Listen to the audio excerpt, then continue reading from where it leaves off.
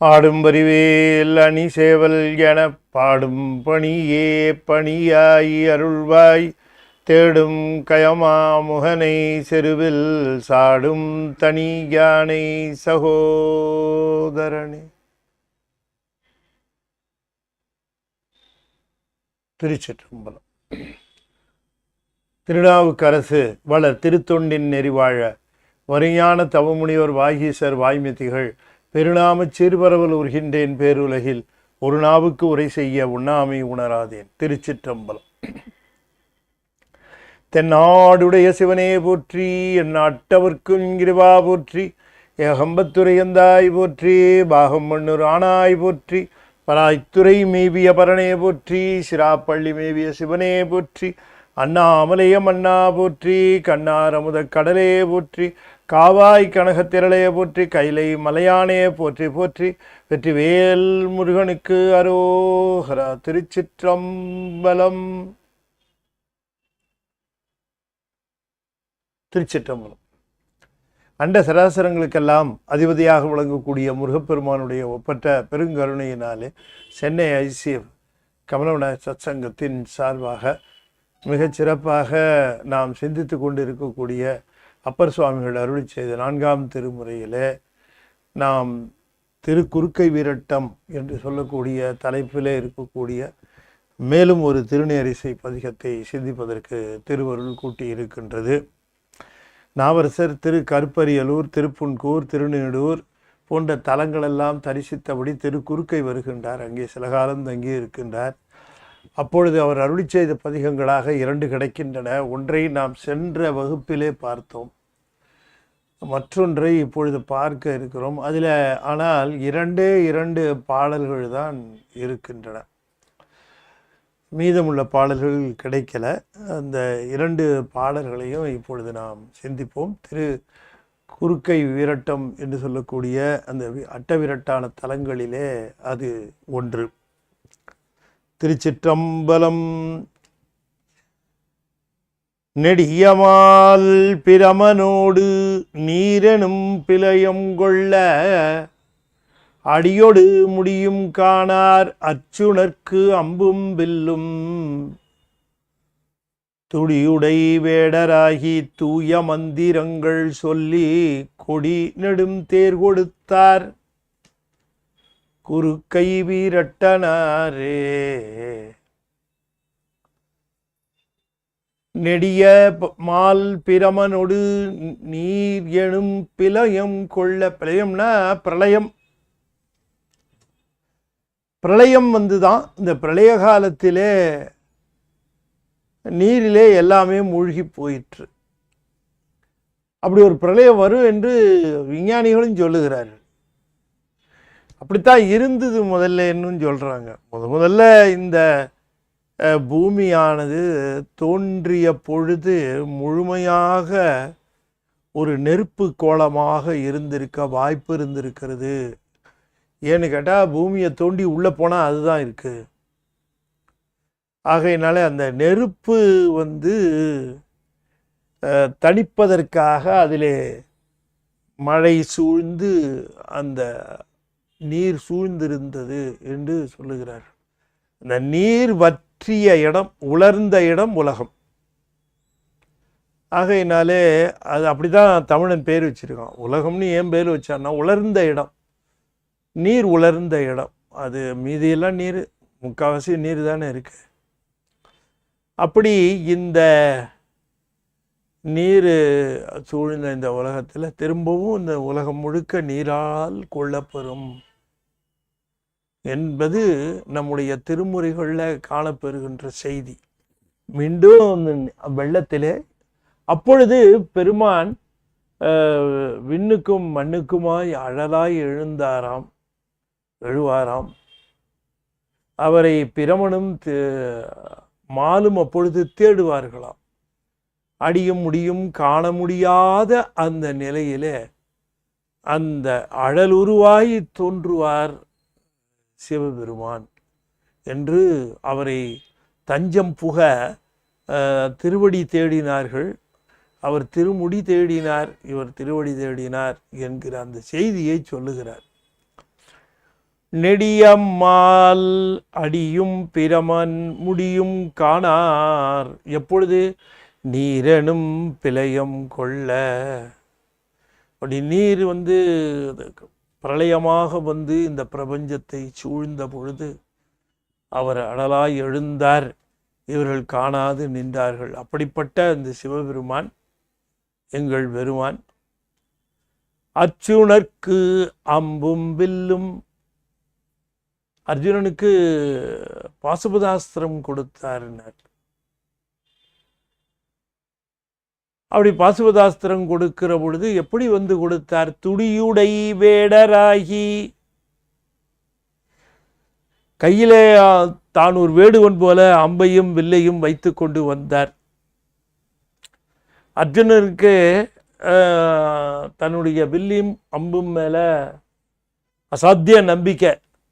அர்ஜுனனுக்கு அதன் மேல தன்னை வெல்லுவதற்குரியவர்கள் ரொம்ப சொற்பம் என்ற அந்த நிலையிலே அர்ஜுனன் இருந்தார். அதனால அவனுக்கு வேடுவனா வந்தார் சுவாமி. அவன் வேடுவனா வந்த பொழுது அவன் தபஸ் பண்ணிக்கிட்டு இருந்தான். சிவபெருமானிடம் பாசுபதாஸ்திரம் வாங்க வேண்டும் என்று கண்ணன் சொன்னதுனால அவன் அந்த தபஸை செய்து கொண்டிருந்தார். அர்ஜுனன் இந்த தபஸ் செய்கிற செய்தி மகாபாரதத்திலும் சொல்லப்படுகிறது. பாசுபதாஸ்திரம் பெற்ற செய்தி மகாபாரதத்திலும் சொல்லப்பெறுகிறது. நம்முடைய திருமுறைகள்லையும் பல இடங்களில் இந்த செய்தி பேசப்பெறுகிறது. மகாபாரதத்திலிருந்து எடுத்து சொல்லப்பெறுகிற ஒரு செய்தி நமக்கு திருமுறைகளில் சொல்லப்பெறுகிறது என்று சொன்னால் அது இந்த அர்ஜுனனுக்கு பாசுபதாஸ்திரம் கொடுத்தது தான். வேற எந்த செய்தியும் இல்லைன்னு தான் சொல்லணும். திருமாலை கண்ணன் என்று பல இடங்களிலே குறிக்கின்றார். கண்ணன் என்று சொல்லக்கூடிய அவதாரம் மகாபாரதத்தில் தான் வருகிறது. கண்ணன் கிருஷ்ணன் என்கிற அந்த நிலை.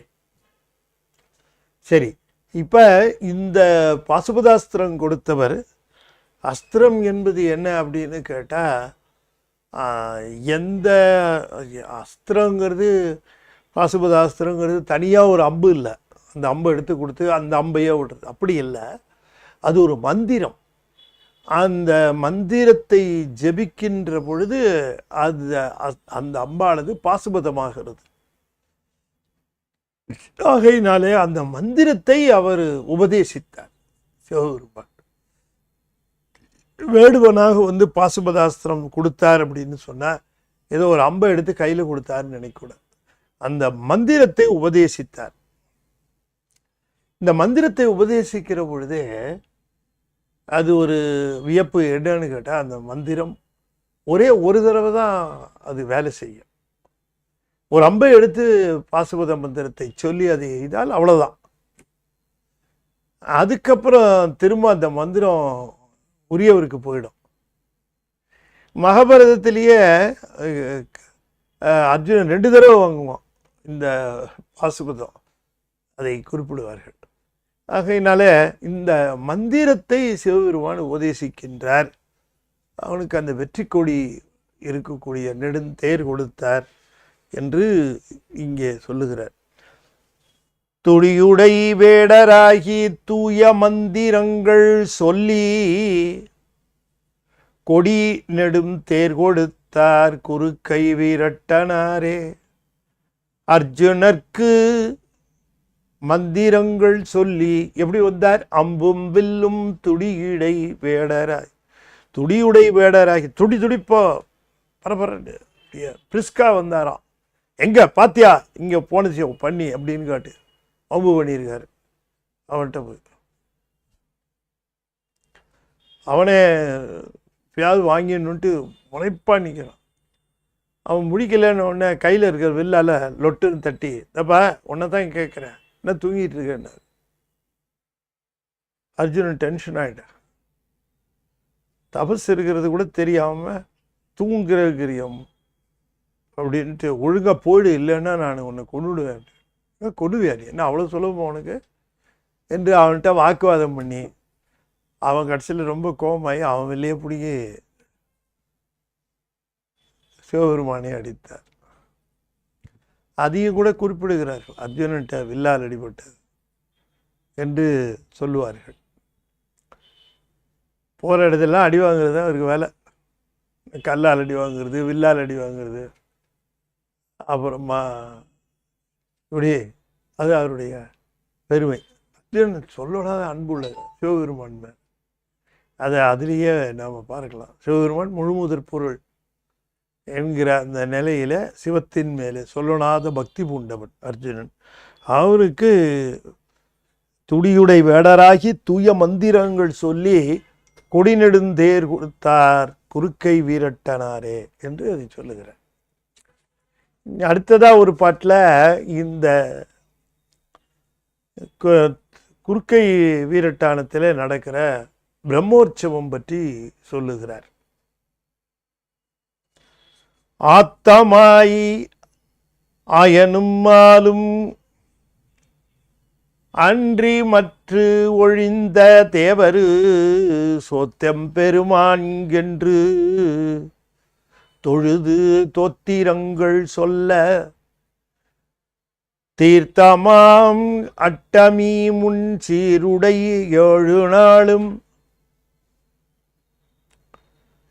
கூத்தராய் வீதி போந்தார் குறுக்கை வீரட்டனாரே. விழா காலங்களில் மக்கள் போய் திருக்கோயில்களில் சிவபெருமானிடம் அவர்கள் எல்லா விதமான வேண்டுதல்களையும் வைப்பாங்க இல்லையா. அடியார்கள் மட்டும் இல்லை, மக்களும் சென்று கோயில்களில் சிவபெருமானிடம் முன்பாக சென்று தங்கள் கோரிக்கைகளை வைப்பார்கள். இந்த கோரிக்கைகளை இந்த விழா காலத்தில் வைக்கிற பொழுது அது சிறப்பாக இருக்கும். சாதாரண நாட்களில் போய் சிவபெருமானிடம் தன்னுடைய கோரிக்கைகளை வைத்து தன்னுடைய வேண்டுதல்களை வைப்பதற்கும், விழா காலத்தில் பெருமானிடம் சென்று அந்த கோரிக்கைகளை வைப்பதற்கும் ஒரு சிறப்பு. அதை இங்கு குறிப்பிடுகின்றார். இந்த விழா காலங்களில் போய் இந்த அடியார்களெல்லாம் அல்லது மற்றவர்களெல்லாம் போய் நின்று வழிபாடு செய்து பெருமானே என்று வழிபாடு செய்கிற பொழுது பெருமான் மிகுந்த மகிழ்ச்சியோடு இருப்பான். அப்போ என்னன்னு கேட்டிங்கன்னா, இந்த அடியார்களுக்கு செய்ய வேண்டியதும் மக்களுக்கு செய்ய வேண்டியதுமாக விண்ணப்பித்த செயல்கள் எல்லாம் அதற்கு உரிய தேவர்கள், அதற்கு உரிய தெய்வங்கள் வந்திருக்கோங்க. அப்போ கேட்பார், அவன் பேப்பரை என்ன வச்சிட்டு இருக்கிறிய அப்படின்னு கேட்பார். அதை கிளியர் பண்ண நம்மாள் சரிங்க சாமி, இவரே சொந்த வேலையாக வந்திருக்கு. இப்போ இந்த தேவர்கள் எல்லாம் தங்களுடைய சொந்த கோரிக்கைக்காக வந்திருக்கிறார்கள் அல்லவா, அவர்களிடெல்லாம் அவர்கள் பெருமானை மகிழ்விப்பது எப்படி என்று சொன்னால், பெருமானுக்கு அன்பாக இருக்கிறவர்களுடைய கோரிக்கைகளை எல்லாம் நிறைவேற்றி வைத்து விட வேண்டும் என்று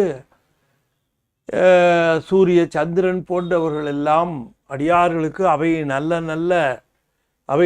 நல்ல அடியாரவர்க்கு மிகவே என்பது போல அவையெல்லாம் இந்த விழாக்காலங்களில் வந்து அடியார்களுக்கும் மக்களுக்கும் சிவபெருமானுடைய அந்த சன்னதியில் அவர்களுக்கு வேண்டுவனவற்றை செய்கின்றார்கள்.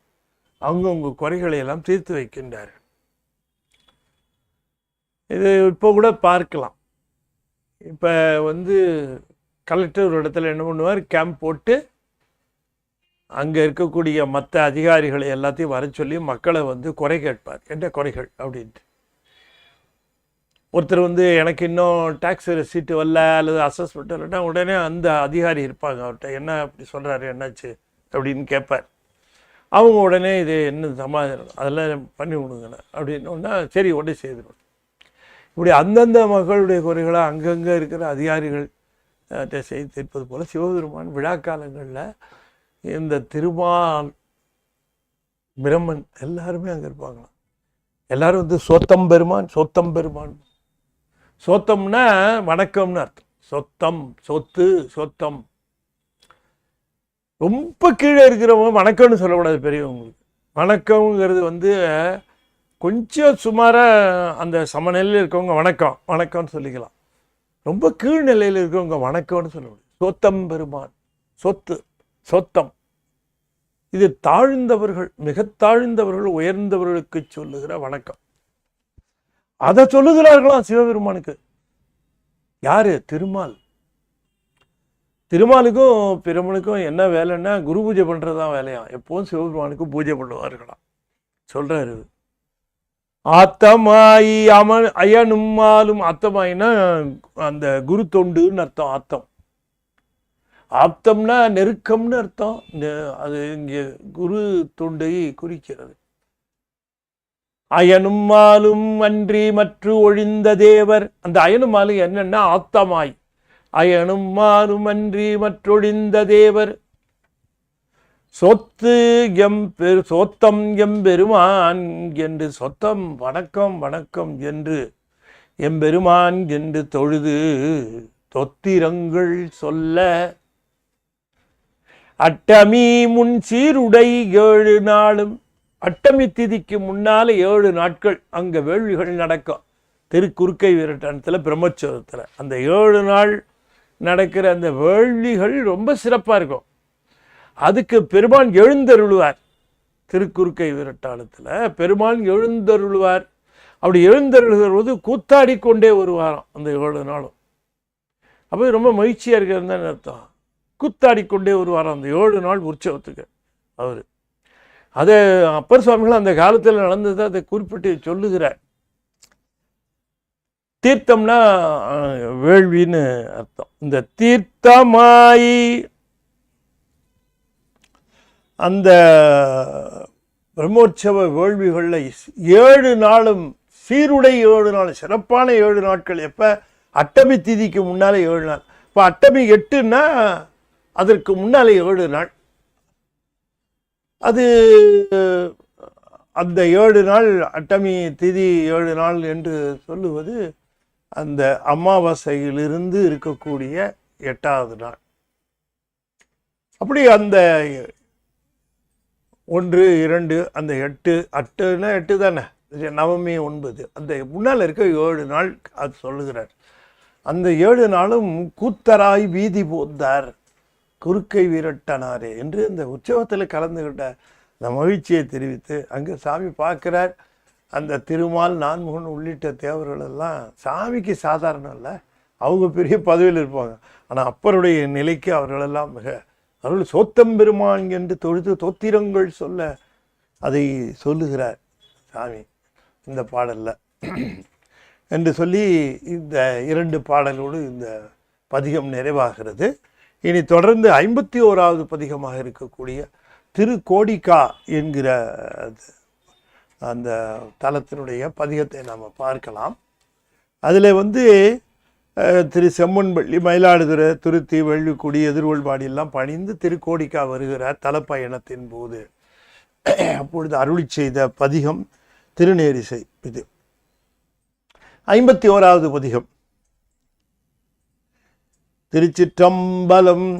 நெற்றி மேல் கண்ணினானே நீருமை பூசினானே கற்றை புண் சடையினானே கடல் விடம் பருகினானே செற்றபர் புறங்கள் 3 செவ்வழல் செலுத்தினானே குற்றம் கில் குணத்தினானே கோடிக்கா உடைய கோவே.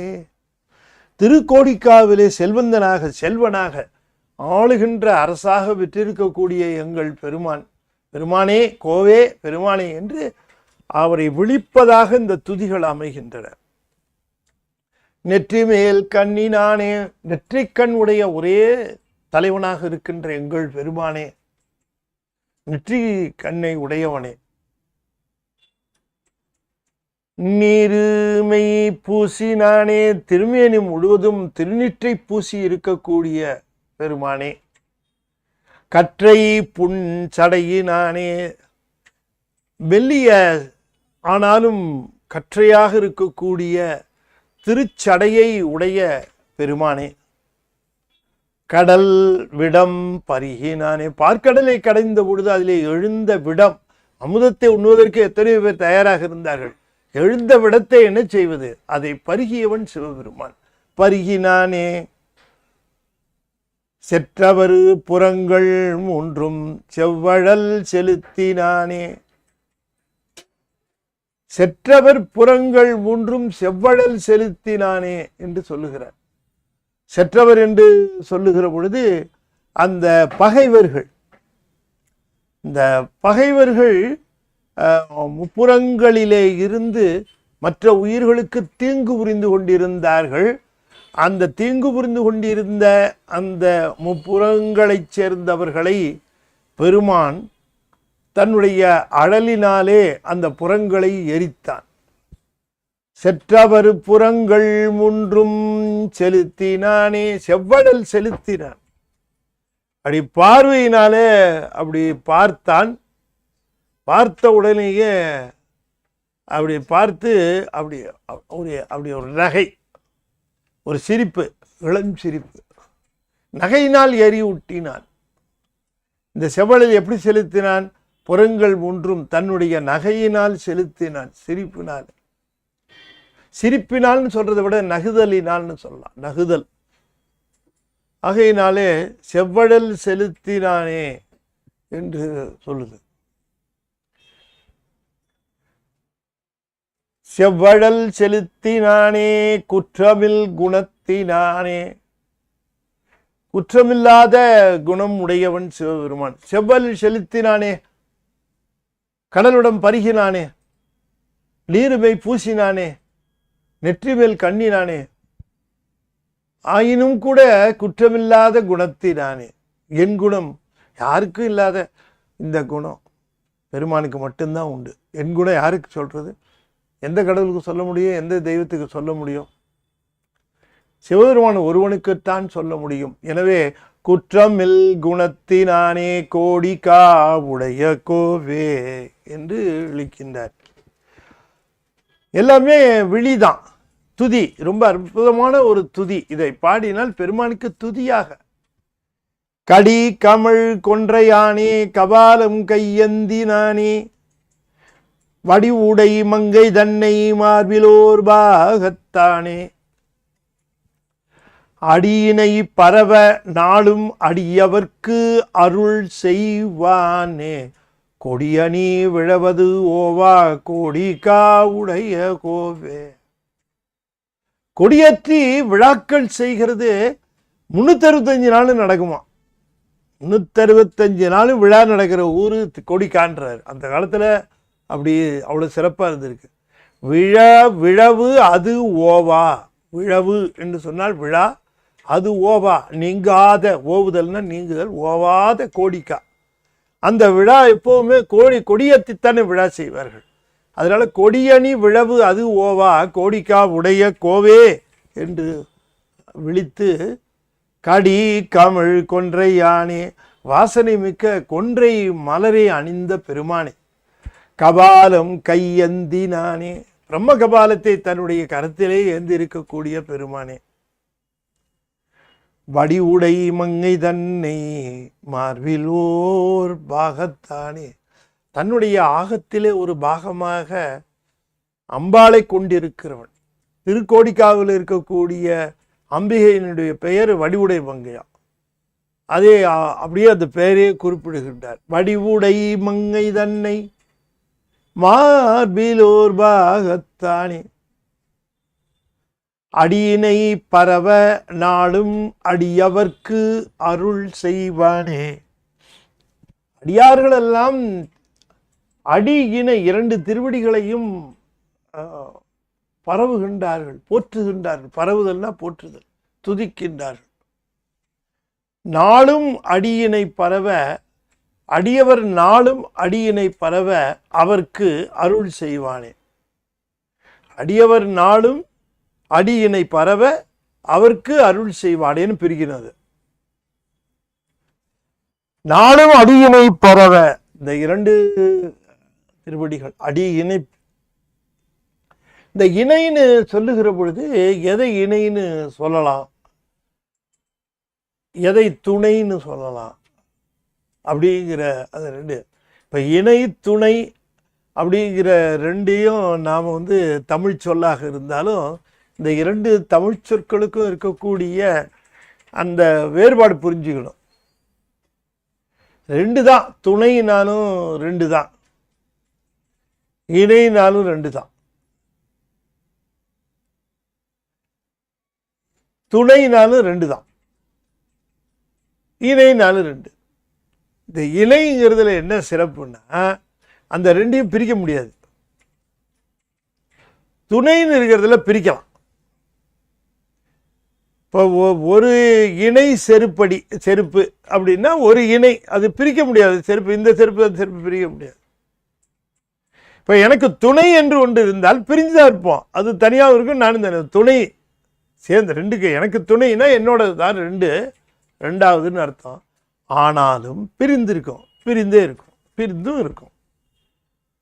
ஆகையினாலே அந்த அடியை சொல்லுகிற பொழுது அடி இணை அப்படிம்பாங்க.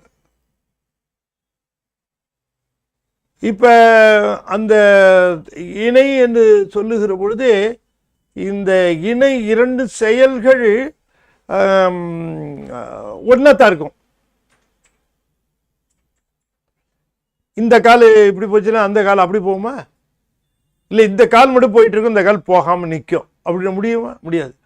ரெண்டும் சேர்ந்து தான் செய்யணும். அப்படி இணைங்கிறது சேர்ந்து செய்யும். ஆனால் துணை அப்படி இல்லை. கரங்களை சொல்லுகிற துணைக்கரங்கள். ஏன்னா இந்த கரம் வேலை செய்யும்போது இந்த கரம் சும்மா இருக்கலாம். இந்த கரத்தில் வாங்கலாம், இந்த கரத்தில் வாங்கலாம், இந்த கரத்தில் கொடுக்கலாம். எப்படியுமே முடியாது. இது இப்படி வாங்கி இப்படி கொடு. எவ்வளோ அழகு பாருங்க தமிழில். பல்லலாம் தெரிய காட்டி பருவரல் முகத்தில் கூட்டி சொல்லலாம் சொல்லி நாட்டி துணைக்கரம் விரித்து நீட்டினார் பாருங்க. துணைக்கரம் விரித்து நீட்டி, இணைக்கரம் தானே சொல்லியிருக்கணும். துணைக்கரம் விரித்து நீட்டினா இரண்டு கரங்களையும் இப்படி விரித்து நீட்டி, இப்படி இல்லை, இப்படி விரிச்சு, இப்படி விரிச்சு நீட்டி. அதுக்கு இணைக்கரம் விரித்து நீட்டின்னு சொல்லியிருக்கணும். ரெண்டு கரம் இல்லை, துணைக்கரம் விரித்து நீட்டி. ஏன் இது தனியாக அது தனியாக பிரிக்கலாம். அப்ப இந்த திருவடியை சொல்லுகிற பொழுது அடி இணை இரண்டும்னாரு. அடி இணை. அப்ப ஏன் அந்த ரெண்டும் இப்படி சொல்லுகிறார்கள் கேட்டா, ஒன்னு திருவருள், ஒன்னு சாமி. இது சாமி, இது அம்பாள். இது ரெண்டு காலம், இது ரெண்டும் பிரியாது. அதனால அம்பாள் சாமிக்கு துணை இல்லை, இணை. அப்படிதான் சொல்லணும். அப்ப இணைங்கும் பொழுது இது ரெண்டும் பிரிஞ்சு இருக்குமா? பிரியாது. அது மாதிரி இந்த ரெண்டு திருவடியும் பிரியாதுன்னா ஒன்று அம்பாள் காலு, இன்னொன்று சாமியுடைய கால். அடியினை பரவ நாளும் அடியவர்க்கு, அந்த திருவடிய பரவுகின்றவர்களுக்கு. அப்படின்னா என்ன அர்த்தம்? அடியினை பரவுதல்னா திருவருளால் சிவபெருமானை வழுத்துவார்க்கு அவன் திருவருள் வழங்குவான், அருள் செய்வான். இப்ப அது இன்னும் சொல்ல போனால் அடியினை பரவ நாடும் அடியவர் அடியினை பரவன். அடியவர்கள் எதுவும் கேட்டு பரவ மாட்டார்கள், திருவருள் கேட்டுத்தான் துதிப்பார்கள். பெருமானே உம்முடைய திருவருள் வேண்டும் என்று கேட்பார்கள். எனவே அடியவர் நாளும் பரவ அவர்க்கு அருள் செய்வான். ரொம்ப அற்புதமான லைன் அது. இந்த ஒரு வரியை ஒரு நாள் பேசலாம். அது சாமியுடைய அந்த கருத்து திணிவு. அடியவர் இப்படி கொண்டாடணும். அடியவர் நாளும் அடியினை பரவ அவர்க்கு அருள் செய்வானே. கொடியணி விழவது ஓவா கோடிக்கா உடைய கோவே, நீரு மெய் பூசினானே நிழல் திகழ் மழுவினானே, ஏறு உகந்து ஏறினானே இருங்கடல் அமுது ஒப்பானே.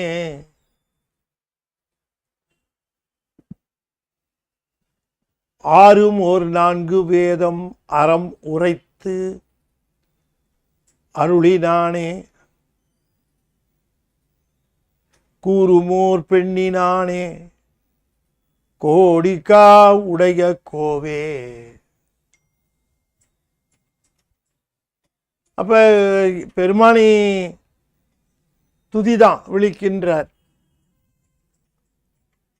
திருநீற்றை மேனி முழுவதும் சாம்பலாக பூசி இருக்கிறவர், வெந்நீரு சன்னித்த மேனியான், நீரு மெய் பூசினான், நிழல் திகழ் மழி. நிழல்னா ஒளின்னு அர்த்தம். நிழல்னா ஒளி, நீழல்னாலும் ஒளிதான். நிழல் திகழ் மழுவினானே, ஒளி வீசுகின்ற மழுவை ஆயுதமாக உடையவனே. ஏறு உகந்து, மிகவும் சந்தோஷமா ரிஷபத்து மேல வருதுன்னா சாமிக்கு ரொம்ப சந்தோஷமா. உகந்து ஏறினான், ஏறு உகந்து ஏறினான். இது இருக்கே, இதுல ஏறி ஆக வேண்டி இருக்கேன்னு இல்லை, ஏறு உகந்து ஏறினான். இருங்கடல் அமுது ஒப்பான்னார். இப்ப அந்த கடல்ல ஒரு அமுது வந்தது.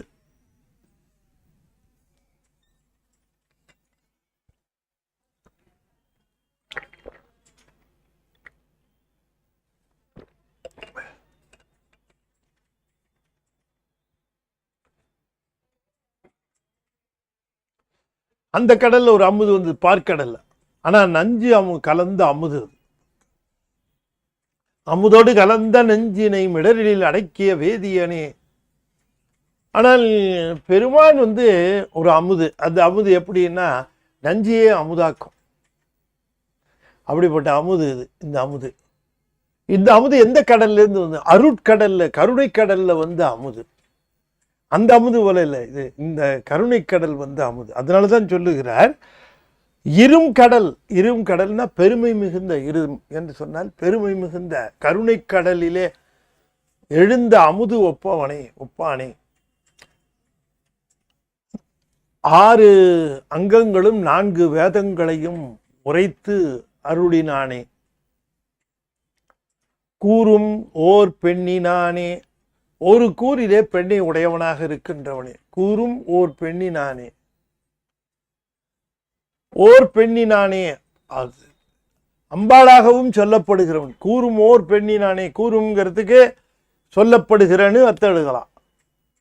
ஓர் பெண்ணினானே என்று சொன்னால் பெண்ணாகவும் இருக்கிறவன், தாயும் ஆனவன் சொல்றோம் இல்லையா, பெண்ணுமானவன்.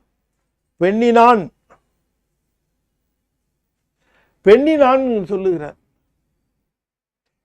பெண்ணை உடையவன் பெண்ணினான். அந்த ஜெண்டர் பார்த்தீங்கன்னா பெண்ணினாள், பெண்ணை உடையவள், பெண்ணினான், பெண்ணை உடையவன் பெண்ணினான். ஓர் பெண்ணினான், ஒப்பற்ற உமை வடிவம் கொண்டவன், சொல்லப்படுகின்ற சக்தியாக வடிவெடுக்கின்றவன், அருட்சக்தியாகவும் விளங்குகிறவன், கருணையாக விளங்குகின்றவன், தாயாகவும் விளங்குகின்றவன், தாயும் ஆனவன். கூறுமோர் பெண்ணினானே என்ற சொல்லப்படுகின்ற தாயுமானவன் யாரு? எங்க கோடிக்கா உடைய கோவே, கோடிக்கா உடைய கோவே.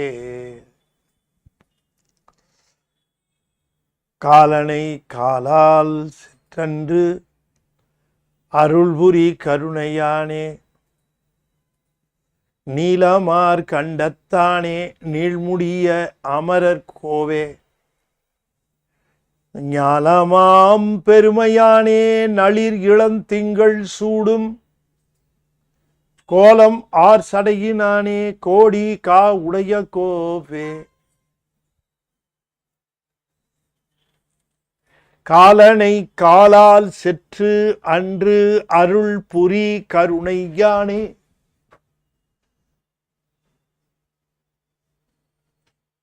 நீலம் ஆர் கண்டத்து ஆனே, நீள்முடி அமரர் கோவே. நீண்ட முடிகளை உடைய அமரர்கள், அவர்களுக்கு இவன் தலைவனாக விளங்குகிறான். நீள்முடி அமரர் கோ. ஞாலமாம் பெருமையானே, ஞாலமாம் பெருமையானேன்னா இந்த உலகிற்கு ஒரு தலைவனாக இந்த ஞானம் நின்புகழே ஆக வேண்டும்னு சொன்னார் இல்லையா, அதுபோல இந்த ஞானமாக ஆகின்ற இதில் இருக்கக்கூடிய உயிருள் பொருள் உயிரில் பொருள் எல்லாமாகவும் இயக்குகின்ற தன்மை உடைய பெருமை உடையவன் அவன் ஞானம். அப்படி இந்த உலகம் முழுவதும் தன்னுடையதாக கொண்டிருக்கக்கூடிய பெருமை உடையவன் அவன். காலனை காலால் செற்றான். எப்ப? அன்று. காலனை காலால் செற்றுன்னா தண்டித்து, அன்று அருள் புரி கருணையாலே அன்று அருள் புரி கருணையானே. அன்று என்னைக்கு? மார்க்கண்டேயரை அழைத்து செல்வதற்காக வந்த அந்த காலனை அன்று காலால் செற்று பிறகு அவனுக்கு அருள் புரிந்தான். மார்க்கண்டேயருக்கு அருள் புரிந்தான் அப்படின்னு சொல்லலாம். கருணையாலே அருள் புரிந்தான். அன்று காலனை காலால் செற்று கருணையாலே அருள் புரிந்தான். கருணையாலே அருள் புரிந்த கருணையான். அந்த கருணையால் அருள் புரிந்ததுனால அவனை கருணையான் என்று சொல்லுகிறார். கருணையான் கருணையின் அடிப்படையில் அந்த காலனுக்கும் உய்வு தந்தார். எல்லாரையும் தண்டிக்கிறது எதுக்கு அப்படின்னு சொன்னால் திருத்துதற்கு தான். தண்டிக்கிறது வெறும் தண்டனைக்காக இல்லை, திருத்துதற்கு. அந்த திருத்துதலுக்காக அந்த தண்டனையை செய்தது கொடுத்ததுனால கருணையானேங்கிறார். அப்ப காலனை காலால் செற்ற கருணையானே மரக்கருணை. மார்க்கண்டேயருக்கு செஞ்சது அறக்கருணை. ரெண்டையும் செய்வார். மரக்கருணையும் செய்வார், அறக்கருணையும் செய்வார். உலகம் முழுவதும் அவர் கருணை தான். நீலமார்க்கண்டத்தானே, நீலம் பொருந்திய அந்த திருக்கண்டத்தை உடையவன் திருநீலகண்டன். நளிர்ன குளிர்ச்சியான இளம் திங்கள் இளமையான பிறை சூடும் கோலமார் சடையினானே. தலைக்கோலம் உடையவன் பெருமான். பிங்ககன்னு வர பேர் அவனுக்கு. தலை விதவிதமாக கோலம் செய்து கொள்வான் அவன். சில சமயம் அப்படியே விட்டுருவான், சில சமயம் முடிந்து கொள்வான், சில சமயம் சுடர் சடை சுற்றி முடித்து அப்படின்னு துடிவளர் திங்கள் சுடற்சடை சுற்றி முடித்து என்றெல்லாம் சொல்லுவார்கள். அப்படியெல்லாம் அந்த தலைக்கோலத்தை உடையவன் சிவபெருமான். அவன் திருக்கோடிக்காவில் இருக்கிற பெருமான் அவன்தான். எங்கள் பெருமானே என்று அழைக்கும் முகமாக நமக்கு அறிவுறுத்துகின்றார்.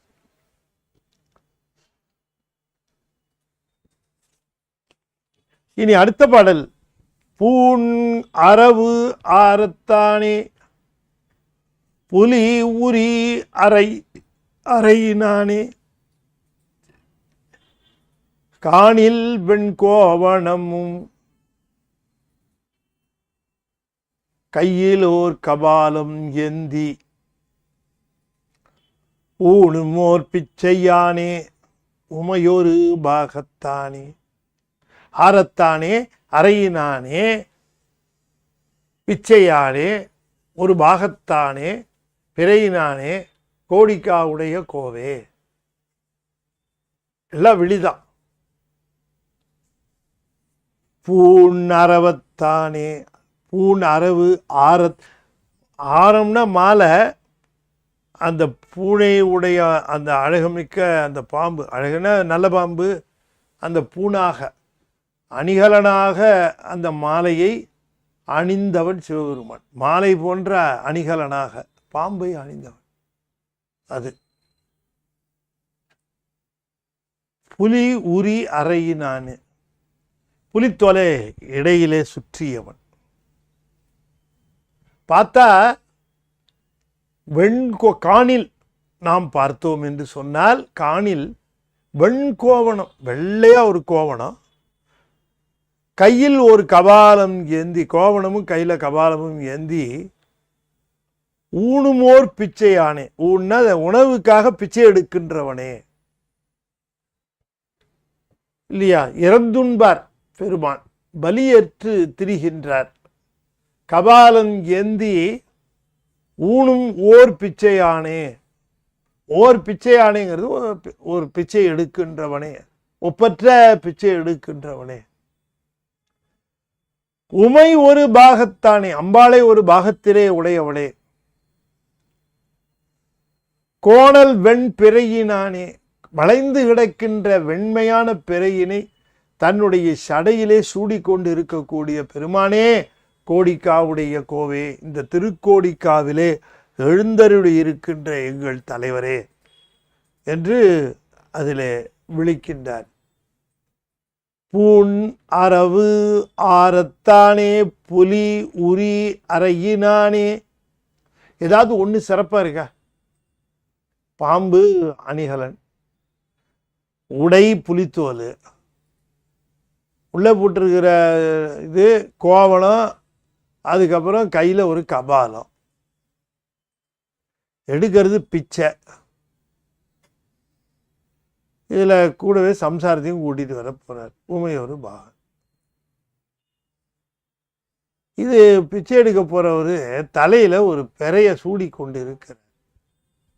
இவ்வளோ பண்ணிவிட்டு அது என்னது, இது தனியாது, அது மட்டும் சரி.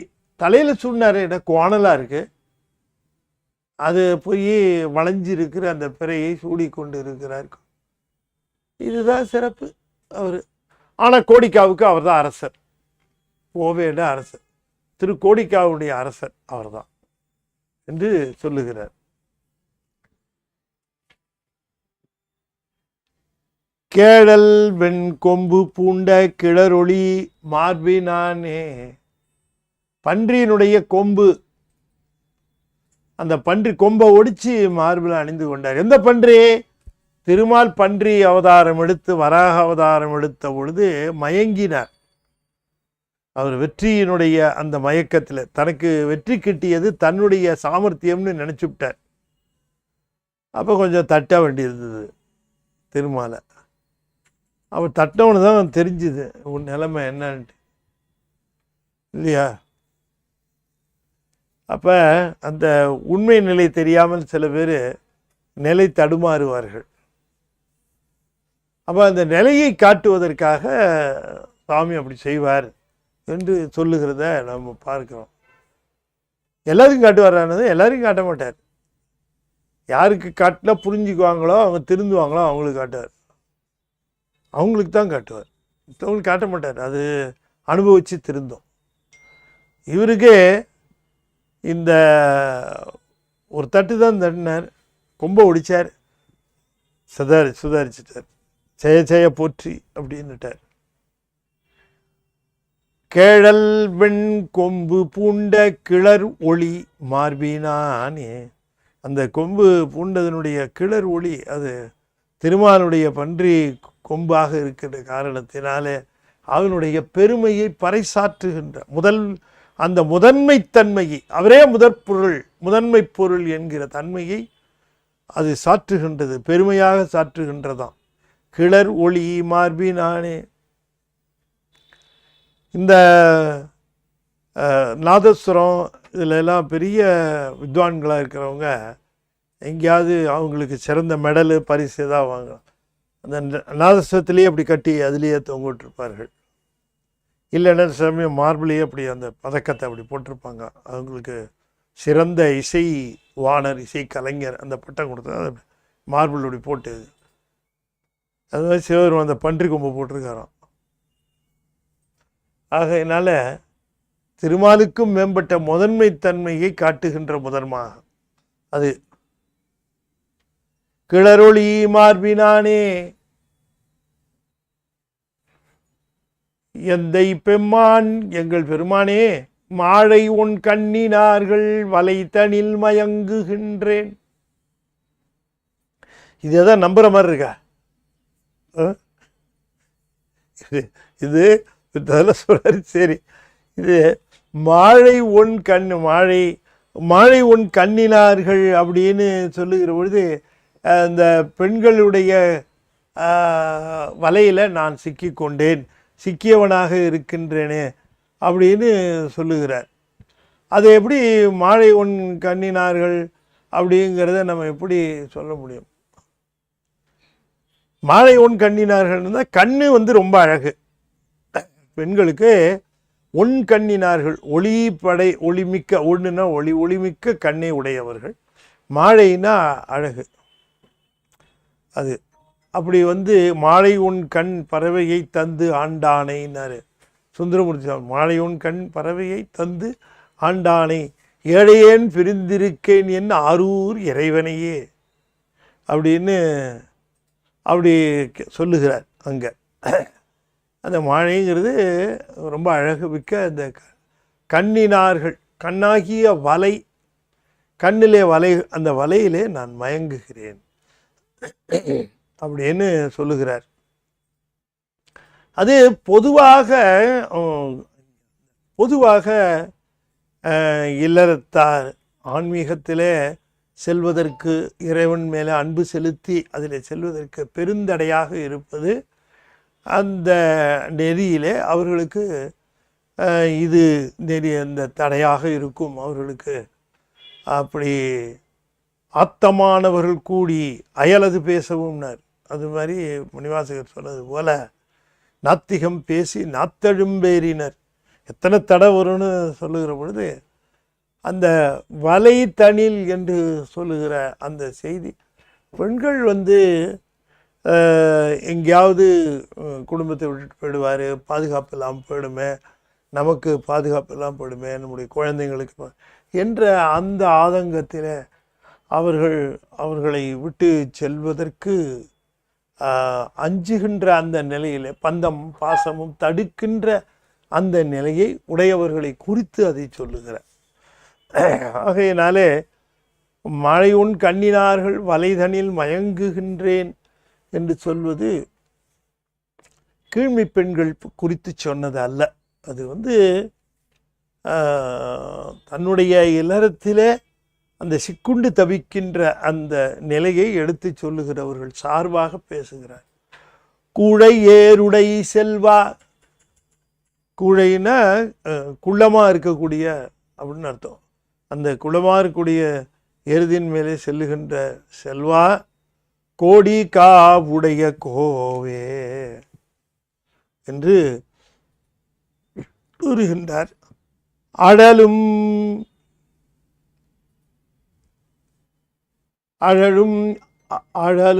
இளம் கையானே, அழல் உமிழும், அது ரூ, அது ரா மாதிரி இருக்கு, அந்த ரா மாதிரி போட்டவொன்னே அது அழல் உமிழும் கையானே. அந்த அழலை பிடித்திருக்கிறார், இடது கையில் அழல் தாங்கி இருக்கிறார். அது எப்படி இருக்குன்னா கையிலிருந்து அழல் அது உமிழ்வது போல இருக்கு. எங்கே சட்டி இருக்கு எங்கே நெருப்பு இருக்குன்னு தெரியாதபடிக்கு கையிலிருந்தே இருக்குது. அப்படி கையில் இருக்கக்கூடிய கலனிலிருந்து தீ வருவது இல்லாமல் கையை தீச்சட்டி போல விளங்குகிறது. அதனால அடல் உமிழும் கையானேன்னாரு. அடல் உமிழும் கையானே அறிவை ஓர் பாகத்தானே. அம்பிகை ஒரு பாகத்திலே உடையவன். அதுக்கு நம்ம பொருள் ஒன்றும் கடினம் இல்லை. தழல் உமிழ் இல்லைன்னா மேலே இருக்கிறது இப்படியும் கூட பிரிக்கலாம். அழல் உமிழ் அங்கையானே அப்படின்னு பிரிக்கலாம். அழல் உமிழும் கையானேன்னு சொல்லலாம். அது இன்னும் கொஞ்சம் அழகாக இருக்குது. ஆனால் பாடம் அழல் உமிழங்கையானேங்கிறது அழல் உமிழ் அம் கை. அம்முன்னா அழகிய அப்படியும் பிரிக்கலாம். அம் கையானே அழகிய கையானே, அழல் உமிழ்கின்ற அழகிய திருக்கரத்தை உடையவனே அப்படின்னு சொல்லலாம். தழல் உமிழ் அரவம் ஆர்த்து, நெருப்பை கக்குகின்ற அரவம். நஞ்சு நெருப்பு போல இருக்கும். அரவம் ரொம்ப it will be very hot. அது தழல் உமிழ் அரவம் ஆர்த்து. தழல் உமிழ் என்று சொன்னால் அந்த நெருப்பை போன்ற நஞ்சை உமிழ்கின்ற அரவத்தை ஆர்த்து தலைதனில் பலி கொள்வானே. அந்த பாம்பை சுற்றி கொண்டு கபாலத்திலே போய் பலி ஏற்கின்றவனே. நிழல் உமிழ் சோலை சூழ. சோலைகள் எல்லாம் நிழலை உமிழ்கின்றன. குளிர்ந்த நிழலை அவை உமிழ்வது போல. அதனால ஒளி இல்லாமல் இருக்கு. இந்த இடத்துல நிழல்ங்கிறது அந்த ஷேடோ. நிழல் உமிழ் சோலை, அது முழுக்க ஒரே இருள்பட பொதுலிய பராரி மராத்து உருள் பூந்தந்தார் புரளும் மார்பினன் என்று திருமுருகாற்றுப்படையில் வரும். நிழல் உமிழ் சோலை சூழ நீள் வரி வண்டினங்கள், நீண்மையான கோடுகளை உடைய அந்த வண்டினங்கள் குழல் உமிழ் கீதம் பாடும். குழலை போல அந்த கீதத்தை பாடுகின்றன, குழல் ஒளி எழுப்புகின்றனவா அந்த வண்டினங்கள். அவை நிறைந்த சோலைகள் உடைய திருக்கோடிக்காவை உடைய கோவே என்று விழிக்கின்றார். ஏ அடு சிலையினானே புறமவை எரி செய்தானே மாபடு பகிர்கொள் கண்ணாள் மலைமகள் பாகத்தானே ஆவடு துறையுளானே ஐவரால் ஆட்டப்பட்டேன் கோடு குற்றம் தீராய் கோடிக்கா உடைய கோவே. திருக்கோடிக்காவிலே எழுந்தருளில் இருக்க எங்கள் பெருமானே, ஏ அடு சிலையினானே, அம்பை அடுத்த வில்லை உடையவனே. சிலைன்னா வில்லு, ஏ அடு அல்லது ஏ அம்பு, அடு சிலை கொல்லுகின்ற தன்மையுடைய வில்லு, இவற்றை உடையவனே. அந்த மேருமலையை வெல்லா வளர்ச்சி திரிபுரம் எரித்ததை குறிப்பிடுகின்றார். புறமவை எரி செய்தானே, 3 புறங்களையும் எரி செய்தான். ஒன்றும் அது யூஸ் பண்ணவே இல்லை அவர். அந்த அம்பையும் யூஸ் பண்ணல, இந்த வில்லையும் யூஸ் பண்ணல. ஒரு பார்வை பார்த்தாரு, இதெல்லாம் அஞ்சிச்சு. ஆனால் என்ன ஆயிடுச்சு, அவர் கையில் எடுத்தாரு, அவரு அதுதான் யூஸ் பண்ணிட்டாருன்னு ஆகிப்போச்சு இல்லைங்களா. நம்ம ஏதாவது தொட்டோம்னா அது நம்ம உபயோகப்படுத்துகிற மாதிரி ஆகிடுது. அது மாதிரி சாமி தொட்டார், அவ்வளோதான், அது சாமி அவ்வளோதான் ஆயிடுச்சு. அம்பால் எய்தவனே, ஒரு அம்பு எய்தவனே, இரம்பு எய்தவனே, என்னென்னமோல அவரை போட்டு சொல்லிட்டு பார்த்ததுக்கு இந்த இதா அது யூஸ் பண்ணவே இல்லை. கடைசியில் அப்படியே ஒரு பார்வை பார்த்தாரு, இந்த 3 புறங்களையும் அப்படின்னார். வெள்ளம் பசு இந்த கையில் வச்சிருந்த வெளி இவன்கள்லாம் கையில் வெளி வச்சுருந்தார்ல, அவன் வச்சுருந்தார், அதால் தான் அடித்தார். எங்கே அதை அடித்தார்? ஓரம்பு கண்டிலம் ஈரம்பு கண்டிலம் ஓரம்பே இல்லையா, அது மிகையென்று உந்தி பர. ஏகம்பிற்கு ஓரம்பே மிகையென்று உந்தி பர அப்படின்னாரு. மணிவாசகர் தான் கரெக்டாக சொன்னார். ஈரம்பு கண்டிலம், ஈரம்னா 2 அம்புன்னு அர்த்தம் இல்லை. அவர்கிட்ட கொல்லுகிற அம்பை நாங்கள் பார்க்கவே இல்லை, ஏன்னா ஒரு அம்பு தான் இருந்தது, அதையும் விடவே இல்லை, கையில வச்சிருந்தாருங்கிறார். ஈர் அம்பு, ஈறுதல்னா பிளத்தல், கொல்லுதல்னு அர்த்தம். ஈரம்பு 2 பேர் ஒரே 2 அம்புன்னு போட்டிருக்காங்க. இன்னும் 2 அம்பு கண்டிலம், 3 அம்பு கண்டிலம், 4 அம்பு கண்டிலம்னா எழுதுவாருங்களா. ஈரம்பு கண்டிலம், ஈர்க்கின்ற அம்பு கண்டிலம் அப்படின்னு அதை சொல்லுகிறார். ஆகையினால அந்த ஏ அடு சிலையினானே, தமிழ் பாட்டு படிக்கும் போதும் பாடும் பொழுதும் கொஞ்சம் ஜாக்கிரதையாக இருக்கணும். ஏ வடு அப்படின்னு அது எழுதும்போது அப்படி எழுதலாம், படிக்கும்போது ஏ வடுன்னு தான் படிக்கக்கூடாது, ஏ அடுன்னு தான் படிக்கணும். மாவடுன்னு படிக்கலாம். மாவை பிளந்தது போல இருக்கக்கூடிய வகிர், மாவடு பிளந்தால், மாவடு இருக்குல்ல, இந்த மாவடுவை அப்படி பிளந்தா கண்ணு போல இருக்குமா, வகிர் தான் பிளத்தல். அதுபோல கண்ணை உடையவள் தாய், அவள் மலைமகள், அவளை பாகத்திலே உடையவன்.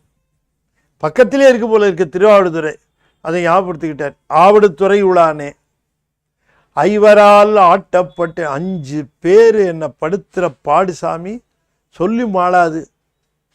5 பேர் அந்த பாடு படுத்துகிறாங்க. இந்த 5 பேரையும் வச்சுக்கிட்டு நான் செஞ்ச பாவம் பசுவை கொண்ட பாவத்துக்கு சமானங்கிற கோ அடு குற்றம். பசுவதைங்கிறது பஞ்சமா பாதங்களில் அது கொடுமையானது. பசுவை கொல்லக்கூடாது. அப்படி பசுவை கொல்லுகின்ற பாவம் போல நாங்கள் இந்த 5 ஐவரால் ஆட்டப்பட்டேன்னு இல்லையா, ஐவரால் இங்கு ஆட்ட ஆடி ஆள்குடிப்பட்டு அழுந்துவேற்கு உய்யுமாறுண்டு அருளி செய்வீர் ஓனகாந்தன் தடி ஒளியிறேனர். ஆகையினாலே இந்த கோஆடு குற்றந்தீராய் கோடிக்கா உடைய கோவே என்று பெருமானிடம் இந்த 5 பேர்களால் பெரும்பாவங்கள் வந்து சேரும் என்று சொல்லுகிறார். கண்களாலே எத்தனை பாவம் வரும்? காட்சி தூய்மை வேணும். இந்த கண்களில் காட்சி தூய்மை இல்லை, அது ரொம்ப பாவம். செவி தூய்மை என்றெல்லாம் இந்த தூய்மைகள் அது சொல்லுகிறார். ஏற்ற நீர் கங்கை யானே இருநிலந்தாவி நானும் நாற்றமா மலர்மேல் ஏறு நான்முகன் இவர்கள் கூடி வாசனை மிக்க மாமலர் தாமரை. மலர்னா தாமரை தான், மாமலர் பெருமை மிக்க மலர் தாமரை. அதன் மேலே ஏறி அமர்ந்திருக்கின்றவன் நான்முகன். இருநிலம் தாவினான், மண்ணையும் வெண்ணியும் தாவனம் ஒருத்தர் இருக்கிறான், அவன் தான் திருமால். தாவினான், இருநிலம் தாவினான். அவனும் இந்த நான்முகனும் இவர்கள் கூடி ஆற்றலால் அளக்கல் உற்றார். அவருக்கு பறக்கிறது, இவருக்கு தோன்றது. 2 பேரும் தங்களுடைய ஆற்றலை கொண்டு சிவபெருமானை அளக்க ஆரம்பித்தார்கள். அது உண்மையில் என்னென்ன சிவபோதம். சிவபோதங்கிறது தன்னுடைய அறிவினால் சிவனை அளத்தற்கு ஒவ்வாது. ஒவ்வொருத்தரும் இப்போ நம்மளுக்கும் அதைத்தான் சொல்லுகிறோம். நம்முடைய அறிவினாலே அவனை அளத்தல் முடியாது. அளக்கிறதுங்கிறது அது தவறாக முடியும். அதுக்கு சரிப்படு அவன் அருளால் அவன் தாழ் வணங்கி அவனை அளத்தற்கென்று அந்த பக்குவம் வந்து அந்த அறிவு கொடுத்தா தான் அவனுக்கு எதால் அளக்கணும்னு ஒரு கணக்கு இருக்கு இல்லையா? அப்படி தெரியாமல் இறைவனை காட்டுங்கிறான். இறைவனா காட்டு, எங்கே காட்டு, என் கண்ணில் பார்க்குறேன். இவனுக்கு என்ன தெரியுது? இவன் நொல்ல கண்ணுக்கு கடவுளை காட்டணுமா? அப்படி பொருத்தமில்லாமல் ஆர்கியூ பண்ணுறவன்லாம் இருப்பான்.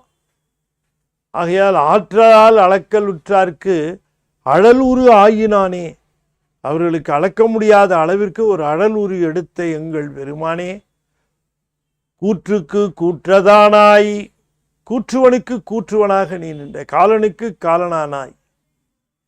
அப்படிப்பட்ட பெருமானே, கோடிக்கா உடைய கோவே, பழக நான் அடிமை செய்வேன். பாருங்க, எதுக்கு அடிமை செய்யணுங்கிறது. அத்தா உன் ஆடல் காண்பான் அடியனேன் வந்தவாறே என்னார். தில்லைக்கு எதுக்கு வந்தேன்னாரு? அருள் பெறுவதற்கு தகுதி இல்லை. அருள் கூடுன்னு கேட்கறது கூட ஒரு தகுதி வேணும். இல்லை, எதுக்கு வந்து நீ நல்லா டான்ஸ் ஆடுறேன்னு ஏதாவது சொல்லிட்டு இருந்தாங்க. டான்ஸை பார்க்கலாம், டான்ஸ் பார்த்து வந்தேன், நல்லா ஆடுறீங்க அப்படின்னாரு. அத்தா உன் ஆடல் காண்பான் அடியனேன் வந்தவாறே. எத்தினால் பத்தி செய்கேன், என்னை நீ இகழ வேண்டாம். என்ன நீ ஒரு பக்தியாளா வந்துட்டியா சிதம்பரம்? சாமி ஒரு வந்த போல இருக்கு, ரொம்ப பக்தின்னு நினச்சிட்டியா? சாமி அப்படிலாம் இல்லைங்க சாமி, எல்லா பக்திமான்களும் நானும் வந்திருக்கேன், பக்தியோடு வந்திருக்கேன், எனக்கெல்லாம் பக்தி செய்யக்கூட தெரியாது. எத்தினால் பக்தி செய்வேன், என்ன இருக்கு பக்தி செய்யறதுக்கு? என்னை நீ இகழ வேண்டாம், தேவரீர் என்னை இகழ வேண்டாம். அத்தா உன் ஆடல் காண்பான் அடியனேன் வந்தவாறு. அப்படி இங்கே சொல்றாரு, நான் அடிமை செய்கிறேன்னு எல்லாரும் சொல்றாங்க. எதுக்கு தெரியுமா? எப்படி அடிமை செய்யறதுன்னு பழகிறதுக்கு. இது எப்படி இருக்கு? I am still in training இல்லையா? ஐ எம் அ ட்ரைனிங்கிறாரு. நான் இன்னும் ட்ரைனிங்கும் முடியல, எனக்கு இன்னும் இந்த தொண்டு செய்யறதுக்கு இன்னும் அது இன்னும் எக்ஸ்பர்டைஸ் ஆகலை. நான் தொண்டு செய்ய பழகிட்டு இருக்கேன். இப்படி செய்யலாமா, இப்படி செய்யலாமா, இப்படி செஞ்சால் நல்லா இருக்குமா அப்படின்னு செஞ்சு அதில் பெரியவங்க தான் சொல்லணும், இப்படி கொஞ்சம் செய்ப்பா அப்படின்னு. அதனால் நான் அடிமை செய்ய பழகி கொண்டு இருக்கிறேன்றார். பழக நான் அடிமை செய்வேன். கேட்டால் நமக்கே கூச்சமாக இருக்குது. கேட்டோன்னே நம்ம எதையும் செய்துட்டு நான் அதை செஞ்சேன் இதை செஞ்சேன். இவர் தொண்டு செய்கிறதே நான் கற்றுக்கிட்டு இருக்கிறேன். இப்போ தான் பழக அது எப்படி செய்யலான்னு ப்ராக்டிஸ் பண்ணிகிட்டு இருக்கிறேன். பசுபதி பாவநாசா, உயிர்களுக்கு தலைவனே, பாவங்களை போக்குகின்றவனே, மழ களி யானையின் தோல் மலைமகள் வெறுவ போர்த்த இளமையானதும் மதம் மிக்கதுமான யானையினுடைய தோலை உரித்து அம்பாள் அஞ்சும்படியாக போர்த்தி நின்றவனே, அழகனே. அது போத்துறவனே சாமிக்கு அழகு, அந்த என்ன அழகு, அவர் ஏற்கனவே ரொம்ப அழகு கூடிடுச்சு. அந்த தோலுக்கு அழகு வந்துருச்சு, உரிச்ச தோலுக்கு சாமி மேலே போட்டு அது பார்த்தாலே அருவர். சாமி போத்திட்டு இருக்காரு, அதை இன்னும் நம்ம போத்துற அந்த கோலத்தை பார்த்துக்கிட்டே இருக்கலாம். குழகனேன்னாரு, அழகனே அரக்கன் தின்தோள் அறுவரை நெறிய ஊன்றி.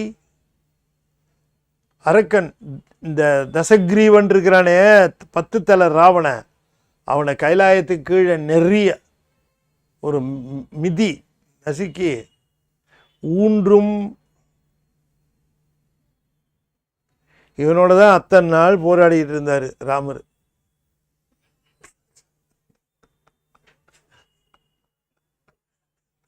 ஏன் குறைக்கப்பட்டார். இவர் ரிமோட்ல பிரஸ் பண்ற மாதிரி பெருவரில் பிரஸ் பண்ணி உள்ள மாட்டிட்டான். டோட்டலா சாப்பிட்டு அவன் அங்கேயே அப்பயே முடிச்சிருப்பாரு. பெருமாளுடைய கதையா சொல்லிட்டு இருக்கிறாங்க. போர் நடந்தது நமக்கு இன்ட்ரெஸ்டிங்காக இருக்க மாட்டேங்குது. ஏன்னா இந்த திருமுறையில் அப்பர் தேவாரத்தில் 10வது பாட்டை படித்ததுக்கப்புறம் இந்த 10வது பாட்டை படிச்சுட்டே வந்தா இந்த போரை பற்றி யோசனை, இது எதுக்கு இவ்வளோ கஷ்டப்பட்டுருக்காங்க, ராமர் இவ்வளோ கஷ்டப்பட்டுருக்காரு பாவம் அப்படின்னு தோணுது. ஒரே விதி இல்லையா? அது இன்னொரு விஷயம் பாருங்க,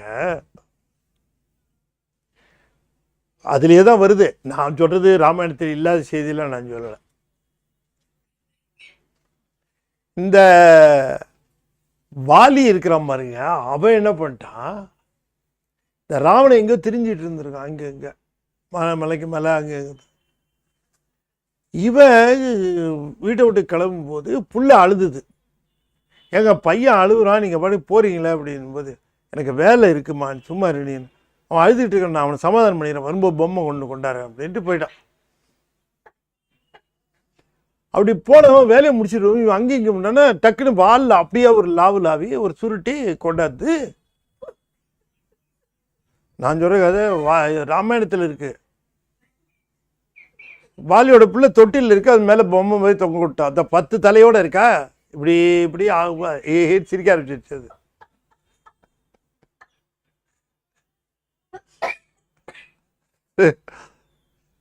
எப்பவும் முதன்மை சிவத்துக்கு தாங்க, அது ஒன்று தான், அதுதான் தெரிஞ்சுக்கணும். சும்மா நாம கதையெல்லாம் கேட்கறதுல பெருசு இல்லை, எதுவும் முதன்மைன்னு தெரிந்து கொள்ள வேண்டும் சொல்லி இந்த அளவில் இதனை நாம் நிறைவு செய்து மீண்டும் தொடர்ந்து அடுத்த பதிகம் திருக்கோடிக்கா பதிகத்துக்கு அடுத்தது ஆரூர் பதிகம், அதை நாம் தொடர்ந்து சிந்திப்போம் என்று சொல்லி இந்த அளவில் நிறைவு செய்கின்றேன்.